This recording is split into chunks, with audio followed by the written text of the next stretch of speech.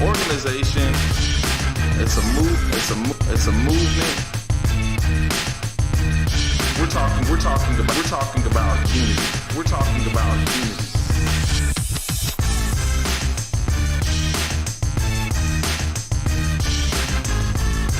So we're aimed to taking down the system of race by educating, enlightening, informing, and positively debating with those who have counterviews.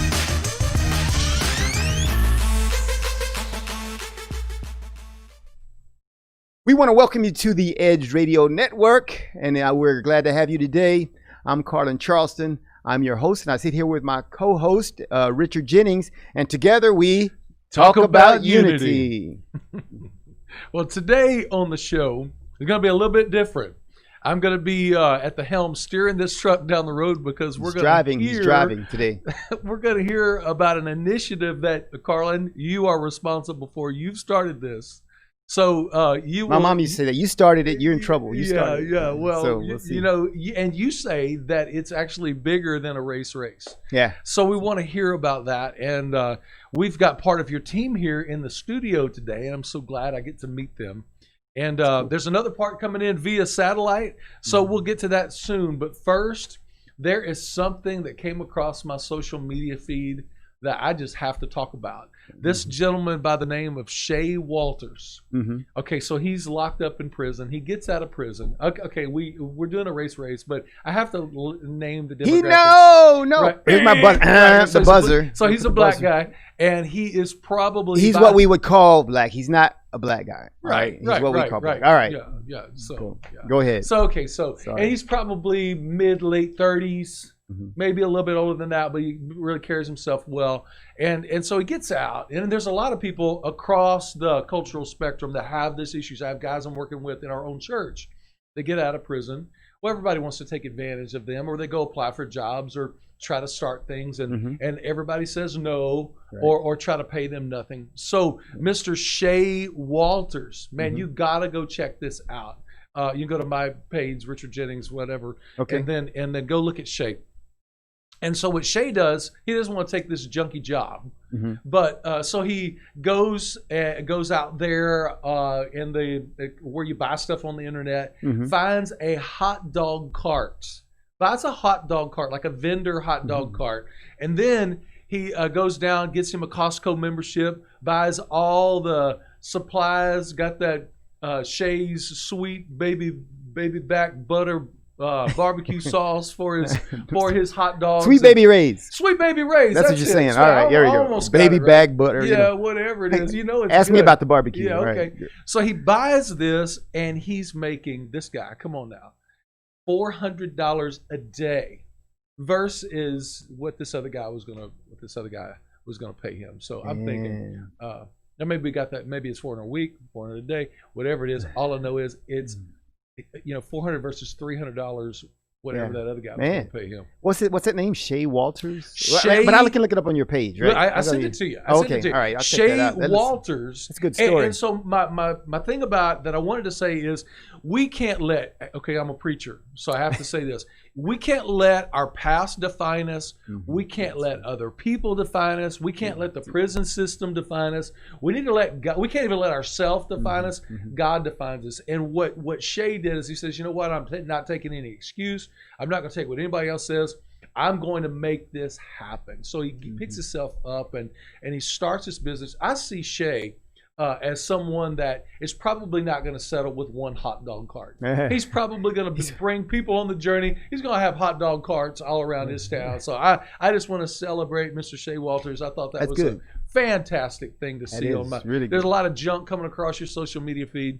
But Mr. Shay needs to come across your feed, so it's a good story. Very good. That is good. Now, what about, have you paid attention? Have you watched any of the Amy Coney Barrett hearings? I've been swamped, but every once in a while, it'll come across my social media feeds. I was listening to it a little bit on the radio.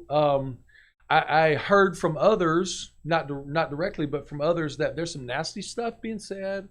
And then there's Washington. Yeah. And then there's some really extra coddling, the whole thing. So both sides are doing what they do.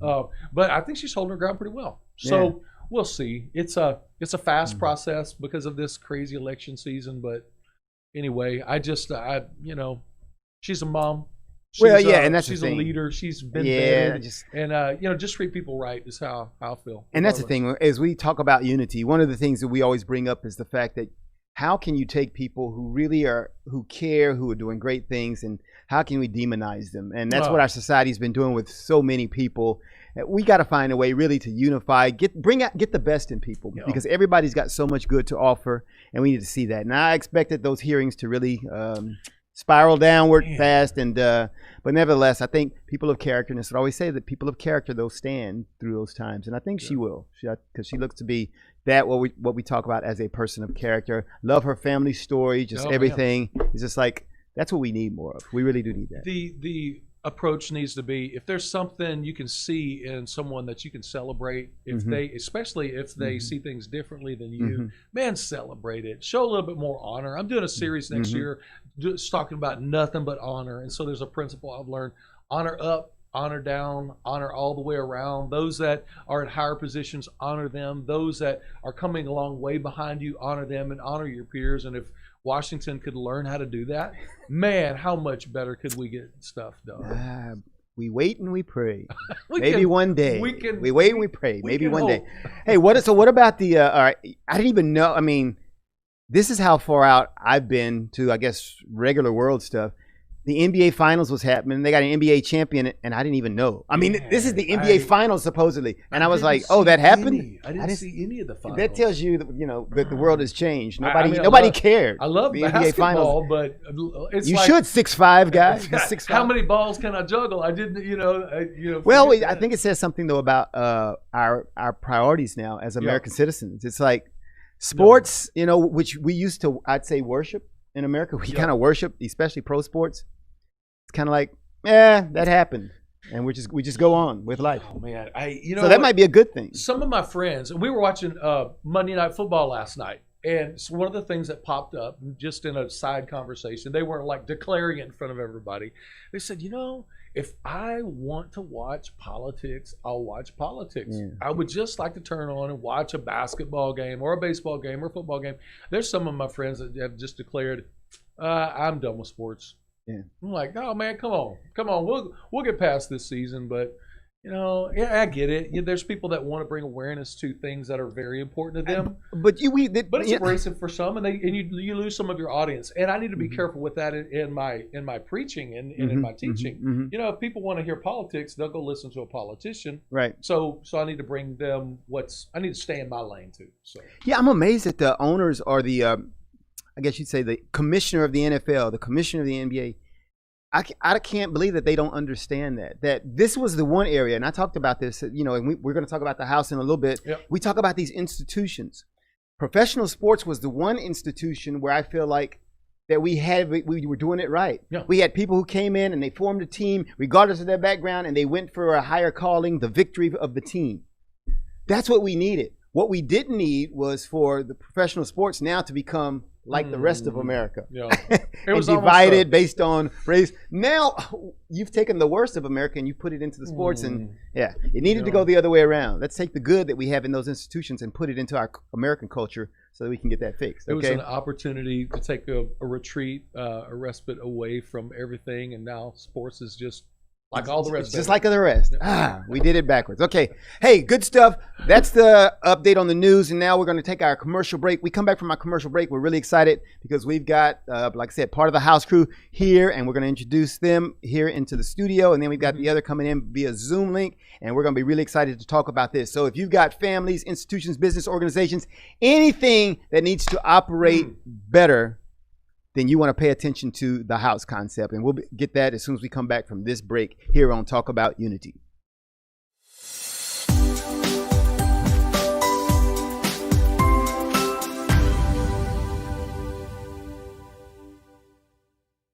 Five, 4, 3, 2, 1, 0, ignition, liftoff. Don't push me because I'm close to the edge. I'm trying not to lose my head. Hey, this is the Talk About Unity show where I bring the talk. And I bring the unity. And together we talk about unity. unity. Unity is what matters. Come on. And right now in our country, that's what we've got to do. So we do that here at Talk About Unity on the Edge Radio Network. Be with us every week. It's going to be awesome. It always is. And I tell you what, the more we seek first to understand, then be understood, we make progress. And we like to do that. And that's why everybody's on the brink. We love what we do at Edge Radio because everybody's on the edge. We bring them back from the edge and we bring the unity. So we're just glad. Edge Radio Network every Tuesday morning, 10 a.m. Talk About Unity because here at Edge Radio Network, truth still matters.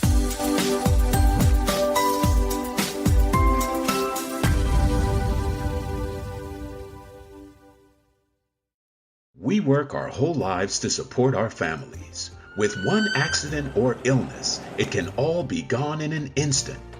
Now there's a smart, affordable way to protect your family. Go to findhealthbenefits.com and discover low-cost life insurance for as little as $2 per month. Add to that a tax-deferred annuity that can help you protect your assets and grow your money for retirement. Learn more. Go to findhealthbenefits.com or call 877-235-6094. A critical illness can strike without warning and wipe out your life savings. In fact, it's the #1 reason for bankruptcy. Find Health Benefits offers an affordable solution. Get up to $50,000 if you get cancer, stroke, or a heart attack, giving you the peace of mind to focus on getting better while the plan helps you to pay your bills and medical expenses. Learn more. Go to findhealthbenefits.com or call 877-235-6094.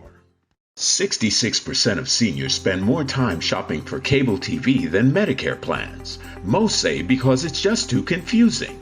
Laws change every year. The wrong plan could cost you thousands and prevent you from seeing the doctors you want.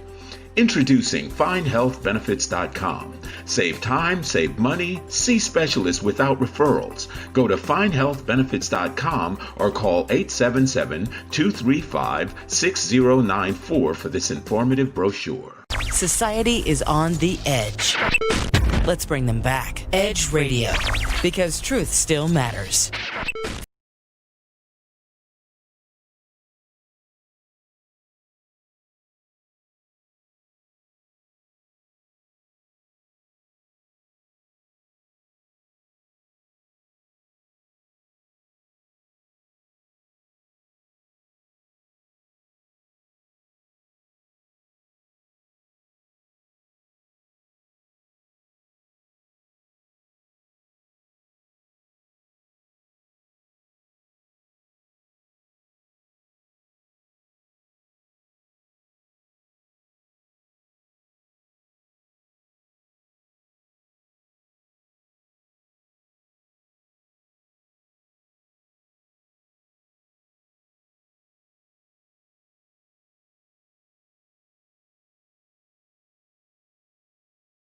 Welcome back.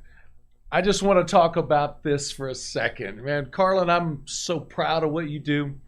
Carlin created the Erase Race movement 2 years ago. And since then, he's been meeting people, developing plans, and doing the work to bring unity in our country. His latest work finds him teaming up with a number of people from around the country. And the concept is to create this endeavor called The House. And I want to welcome to the show Martha Rogers and our previous guest on zooming in, I guess, is George Middleton. And I just want to say welcome to the show. Thank you so much. It is good to be with you fine gentlemen, and I love hanging out with people who believe that truth matters. Right, that's right, that's good. Well, as we begin, I know we'll get into the house concept, but can I just have this moment ask you to tell me who each of you are and how you joined the team, where you're from, and your birthday, your serial number. No, I'm just kidding. No. And how you all got connected. I just want to know that. and this could take half the show if we really took the time to do it, but we're going to try to go through it hastily. But it's the story really of what we want to do in the house, and that is we want to make these great connections. And so, of course, I was the director of E.R.A.S.E, and I was going around the country, but I had the opportunity to be part of a forum where I met Martha. Now, of course, prior to that, I'd been out, and George has a different story about how I met him, but I first met Martha in person, and we were part of that forum and found out what she was doing, and she had this book called Land of Shapes, Connecting Through Civility. And when I saw those words, I was like, that's the kind of stuff that I'm doing with E.R.A.S.E. I'm talking about the importance of civility and how we need to connect with each other. And so we were there that whole day, and we began talking. I said, Martha, we've got to do something together. We're going to have to do something together. So that was my connection with Martha. So I'll let Martha tell you about how that got into something bigger. So go ahead, Right. Martha, after we met. So when I met Carlin, I thought, wow. I'm Carlin. Yeah. I'm not George. George is the guy here. Zooming. When I met Carlin, I thought, wow, this is a man with energy and passion, and I love what you're doing. And I just knew that what we were doing, our missions, our platforms, they connected. They were very similar. So when we were all at home, Carlin called me up, and we talked about what I was doing, and I told him about how I had gotten into civility training and had written my book, Living in the World of Shapes. And I loved him because he liked the book, and he went, "Oh, this is for adults too." And I went, "Yes." Oh man, wait. I just got to stop you for just a second. The concept of civility training, that sounds so sweet. Oh, that's good. Yeah, and I'll tell you how I got into it. So about 5 years ago, I heard a man speak in Amarillo, where I lived for a long time, and this was Dr. Clyde Rivers from California, and he said, every person ever born has a gift, and if one person dies without sharing their gift, we all suffer. Oh, that's really And I good. just went, wow, That's powerful. that is valuing every person. And so that really stuck with me. And so I did some coaching, some mentoring with Dr. Rivers for a year, got to know him pretty well. He founded I Change Nations many years ago, and his platform is very simple. It's the Golden Rule.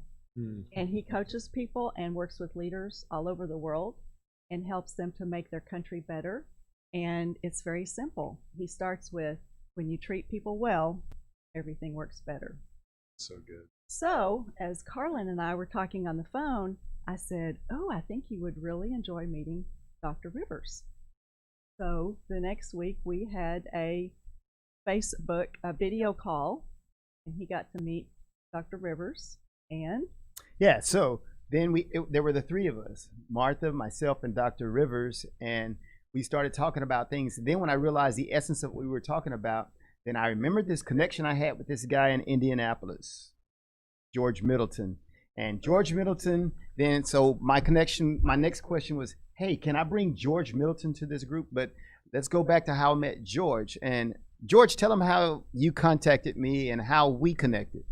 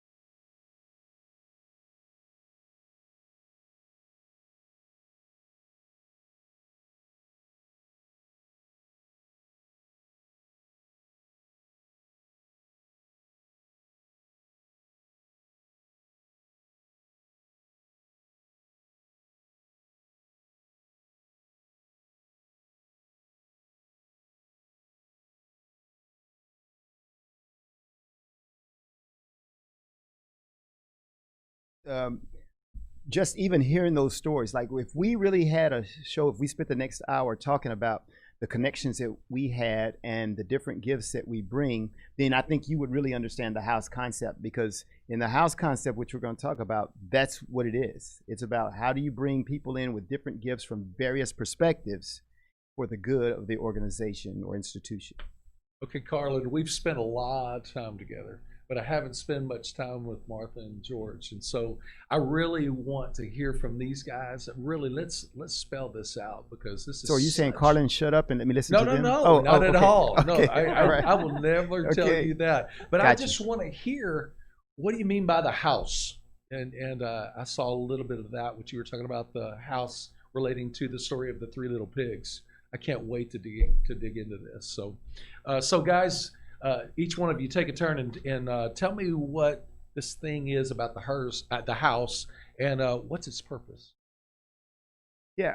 Okay. I'm going to shut up, but let me No. say this first, because I want to lead them in, though. Because so basically, the house is a metaphor, and this is what we were talking about earlier. Okay. When you build a house, and that's why Martha, and that's the thing. We're like the Avengers, superheroes, because I agree. we have these different gifts. There's a Captain America. There's a Hulk. There's an Iron Man, because we bring these different gifts, and it's understanding that. And that's what I think the whole process for us even formulating this team to do this is making us aware of. Yeah. That you've got to understand the different gifts and abilities of these people in order to build the organization or the institution or the house the way that you want it. So that's kind of the concept. And we use the metaphor of the house because Martha happened to have this unique experience amongst everybody on the team of building houses. Her husband was a contractor, and they spent a lot of time, and even now they're working on building a house. And so we realized as we talked how those fundamental aspects of how to build the proper house is so key. All right, So good. That's man, it. All right, so go ahead, Martha, and take your angle on it. So Gary and I built homes in Amarillo for a number of years, and the building process requires a team of people working together, each one sharing their unique gift. So from the person who builds the building pad, to the person who builds the roof, to the person who puts the doorknobs on the doors, each one is important. And each person has an expertise, and it requires them doing their part. So if the contractor has quality standards and communicates well with the subcontractors, and the subcontractors work well with the contractor and they do their part well, then you end up with a great house. Right. So it can be very simple, or it can be very complicated. Right. If you don't do those processes well of communication and working together and valuing each person in their part. So you end up with a great house, has a great foundation, it's strong, it's beautiful, and you live life in this house. And so what we want to do is to communicate to people to help them to evaluate their current house or building process, because really it's about a process of life. So you don't just build a house and then everything's full. We believe that in our communication with each other, that it's like it happened with us. And when it happened, we went, whoa, this is a really cool process. People coming together with a common interest and valuing each other and realizing each other's strengths and gifts, and you come up with this unique house, this unique creation. And so we want to help people who are, maybe they're struggling with productivity in their organization, or with relationship conflicts, or with just lack of passion or zeal. They're just not getting where they want to go. And so we think this process will help people to develop a stronger house to make everything work better. It all works with communication. Mm-hmm. Talking about that's if huge. the expectations aren't being met, not clearly defined, there's going to be a problem. But if we can talk about everything, we can get through anything. Right. Okay, we got George there. Come on, Let's George. get George's angle on this, because George is a key part too. That's right. And tell him what you do, George.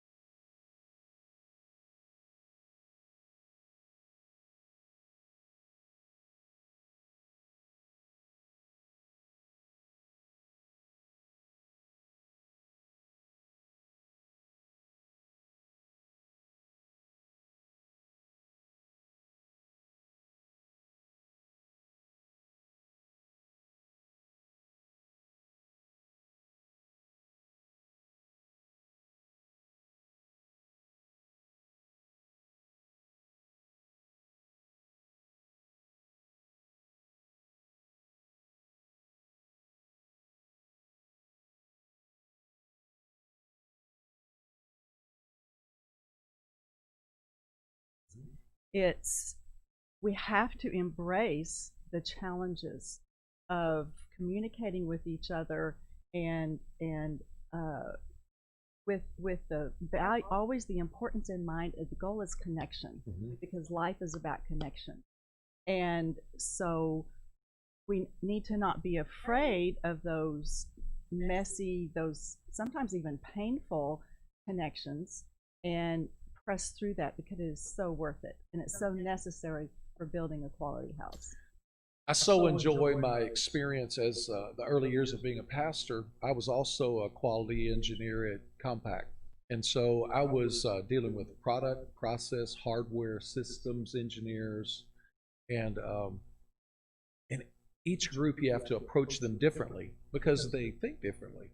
And to be able to build that communication, respect, and rapport, all of a sudden you bring out the best in them and you end up with a quality product because you have quality processes and quality communication. So, man, I'm so excited about that. this. Is so important, Yeah. is you bring the best out in them. And that's what civility skills and tools do, is that you get out of your self-centered nature and you value that person and you look at them and you see the greatness that's in them, and you communicate with them in a way that pulls out their greatness, pulls the best out of them. And that's what Dr. Rivers taught. That's what he does. That's so good. And he taught, he did workshops with people to help them to focus on their greatness and how can I use my greatness and my gift to make the community better.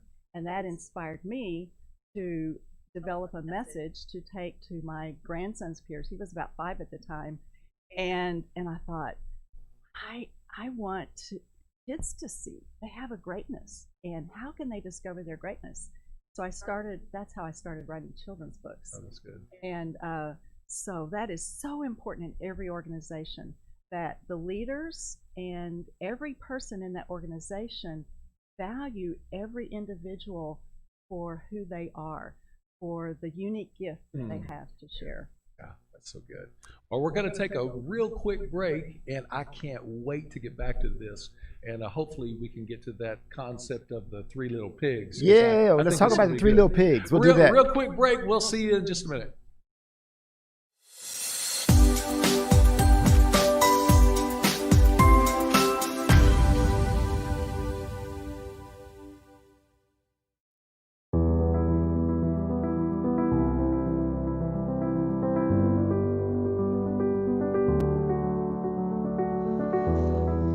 Between the ages of 0 and 5, a child's mind is very impressionable. Researchers call it the theta brainwave. This low frequency is the state of consciousness between the conscious and subconscious worlds. In this state, the mind is capable of deep and profound learning, healing, and growth. There is a subconscious loop that's created during these early years. Who you believe you are has been downloaded based on experiences that you have had. A bad experience could create fears and limitations. Do you love who you are? Do you believe in yourself? The reality is that you can't control your childhood. All you can do is interpret it. You can choose to see your good and your value. Try this experiment. Project forward. See yourself at 80 years old. Now you have lived a lifetime. What advice would you have for your younger self? What risks would you have taken? What relationships would you have avoided? Did you celebrate life? Did you allow yourself to feel, to be present? Your 80-year-old self would tell you to not live in fear, to have faith that things will work out, that all you have to do is persist until you succeed. Your 80-year-old self would tell you to stay healthy, to take care of your body. and it would ultimately tell you to share your gifts with the world.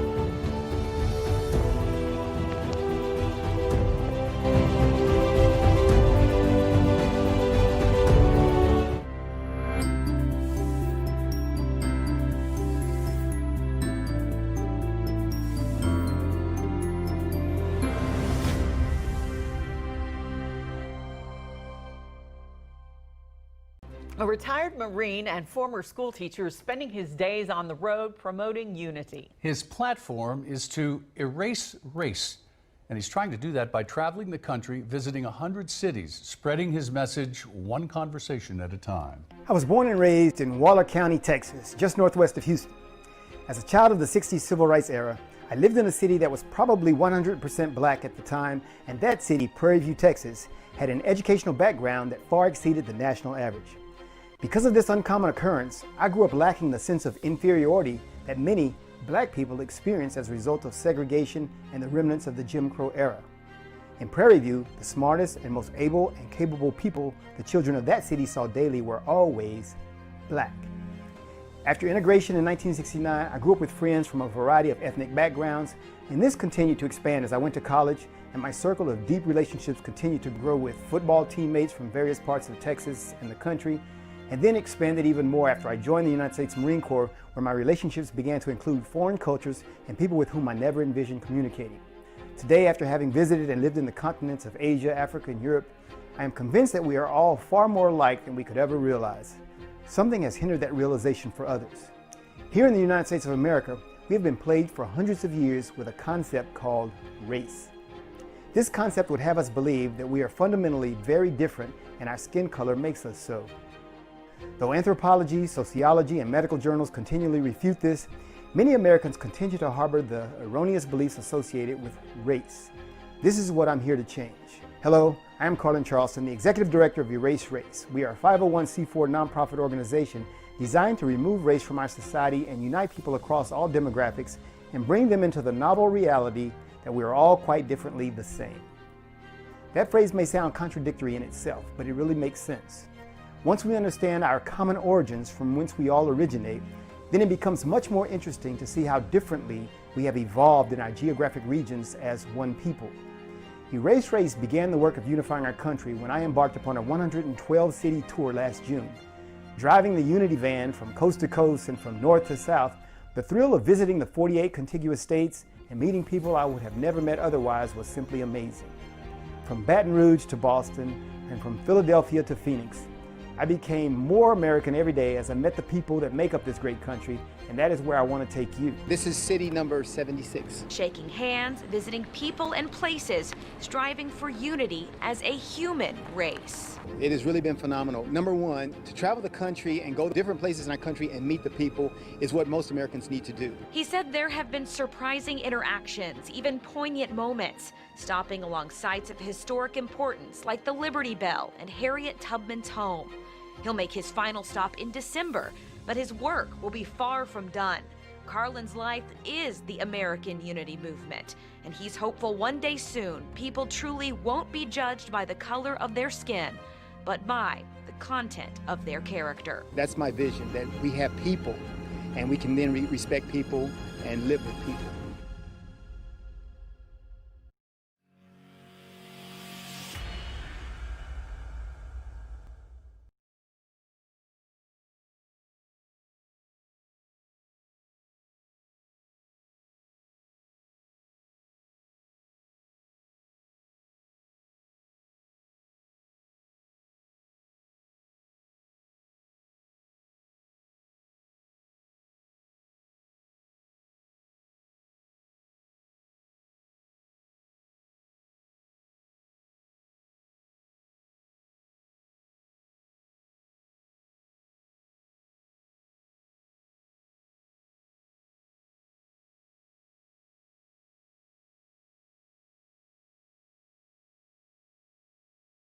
Welcome back to the program, and we're having a good time today.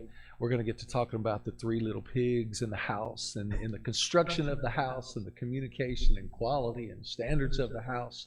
You know, I'm so thankful that I have an opportunity to interact with Martha and George and of course Carlin and just talk about this. But there's something that just, it's the burning question for me is we analyze institutions and businesses in this conversation but what about about doing this on the level of countries? That's a good question. And isn't the United States a big house that we're all living in together? So how does this house concept, how does it work as a country? How do we do this? Yeah, and that's the thing we want to stress about the house is that whether it's down at, and if you really think about it, at the lowest level, the individual, you're actually a house. You're a temple. You're a building. So you're a house. And so, but if you extrapolate that much further out, then you can get to the level of country, and ultimately the world is a house, right? But if you talk about it at the country level, then in any organization or institution, you've got someone who leads that institution. In the United States, of course, we call that the president. And so he would be the dad in the house. And you've got all these other elements, and down below, you're trying to make sure that house functions as a family.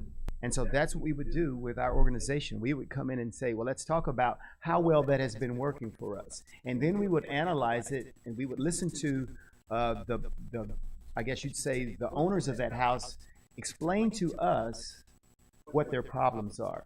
And we call that our survey, where we say, what do you think your problems are?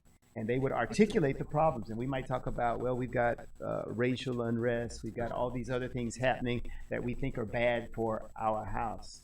And so then our team, George, Dr. Rivers, and Martha and I, we go back and say, okay, so based on what they've said, are these in fact their problems? What do we think their problems are? And that's where our backgrounds come into play, and George thinking, and Martha thinking about civility, Dr. Rivers thinking about his connections worldwide, and we bring all that to play, and we analyze that and say, here's what we think we need to check them on. And so we'll go back to the organization, we'll sit down and analyze it and say, well, these are the areas where we'd like to ask you some questions, because ultimately, it's the people that own that house, that are part of that house, who will come up with their solutions.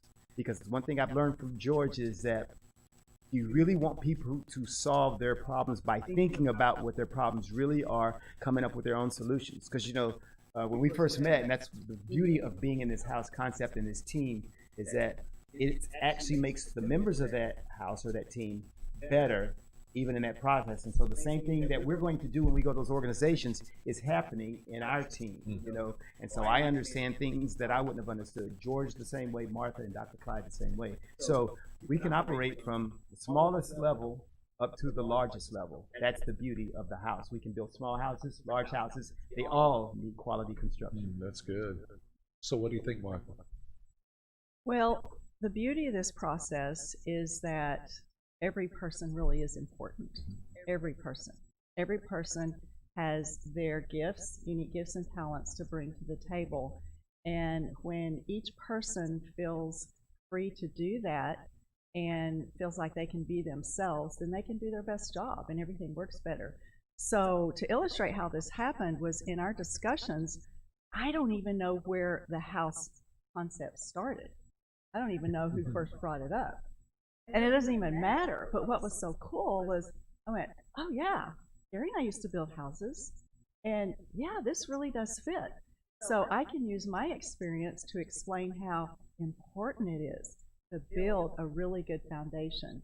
And even before you pour the concrete, you have to dig footings that are deep enough to support the particular foundation that you want to pour. And so we're just all working together, and it's like George said, there's a design to this. We're going, whoa, this is really good. We need to share this with people. So then we're developing some marketing concepts, and Harlan talks about, well, I lived in a really unusual house one time when I was in Iraq. I lived in Saddam Hussein's house. Oh, wow. Yeah. And he shared that story with me, and I went, whoa. And so then he comes up with the idea, the Three Little Pigs. He said, Martha, you can tell the story of the Three Little Pigs. And I went, oh, I love that. It wasn't even my idea, but, I love children's books. And so when we thought about the Three Little Pigs, how simple it is, and yet how applicable it is at every level. That if you want to build a house of straw, you can do that. Sure. But the consequences, Yeah. if you want to build a house of sticks, you can do that. If you want to build a house of bricks, it's going to withstand the attacks of the big bad wolf. There's a big bad wolf. I want to just ask George this question. I love that you have it in your personality and in your character where you say, I want to push back on that. Because in this whole house thing, there are flaws in the building plan sometimes. And if you don't address it, when the big bad wolf comes along, it's going to fall. And then there they go off running. We don't need to run. We need to communicate. What do you have to say about that?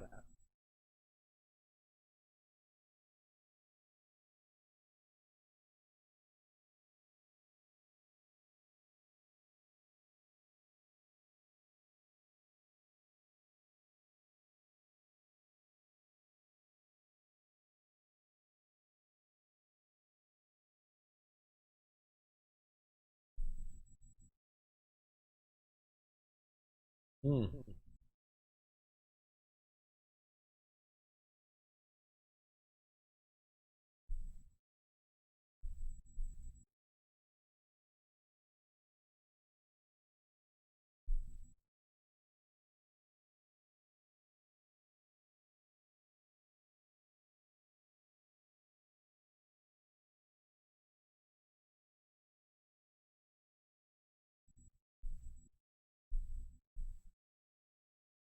Oh, that's good.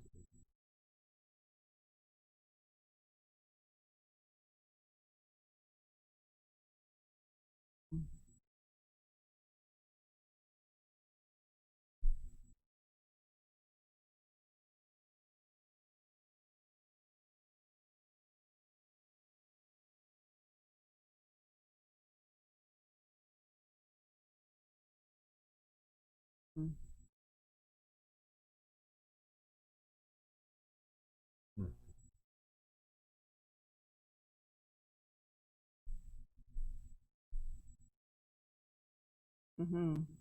Mm-hmm. Mm-hmm.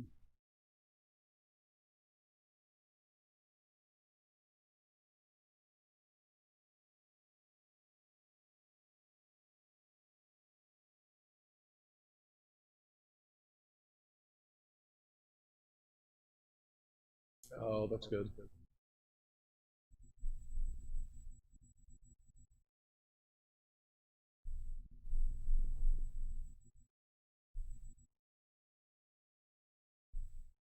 Yeah. Yeah, and that's So really good. good. And I think, and that's one of the things initially George and I already understood about each other. And I'm not sure if it's that, I mean, it's this level of maturity that you need to have because, you know, if you got kids, if you had kids, you understand how they're going to fight each other. Your kids are just going to fight each other. But as they grow up and they grow older and as they mature, they're able to resolve their differences in a more productive manner. And that's one of the things I think that in the house and definitely in our relationships, we understand that there's got to be a maturity level so that I can accept your rejection. I can accept your disagreement. And when I can do that, and because I value the relationship and the good that comes out of that, that's why I like when George was saying the distance between agreement and disagreement is growth. Because if we can understand the growth that we get out of that disagreement, then everyone benefits. And so that's important. And I think another point that Martha made, and I'm going to shut up because I talk too much, and Rich is saying, no, I didn't mean did not mean but that. no, but the other point that Martha made this point about not knowing, we're not really sure who came up with the house concept. That's beautiful. You know why that's so beautiful? Because we're not concerned about who gets the credit for beginning this or doing that. Because in reality, it wasn't any one of us. It was all of us. And so think about the United States and the way we deal with things now. It's not one of us. It's all of us. And we can understand that, then we're not worried about who should be credited with this. Because we understand the only value we have is that we do it together. Right. I just see the situation we're in America. We're living in la la land.